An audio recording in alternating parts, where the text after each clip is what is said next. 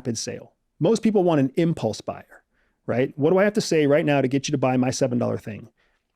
I don't really want you to buy a $7 thing. I want you to buy a $97 thing. If it takes me 3 weeks to get you to buy a $97 thing, it takes this other person 3 minutes to get you to buy a $7 thing, who's the better salesman?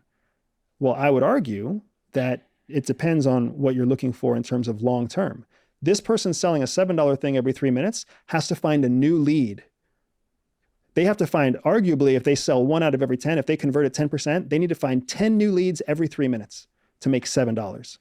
If I convert at 10%, I need one person to buy a $97 thing every 3 weeks.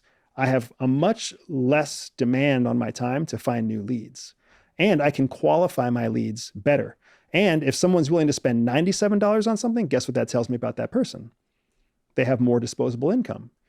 The $7 person, I don't know anything about their disposable income. Do they have some? Do they not? Is that mom and dad's credit card? I don't really know. I'd rather spend 3 weeks of time cultivating a person who buys a $97 something, because then I can sell them a $297 something. And then I can sell them a $997 something because I can test their threshold for price sensitivity. Was there any situations during your time abroad where you felt like your life was at risk, or any sort of really clear apparent threat?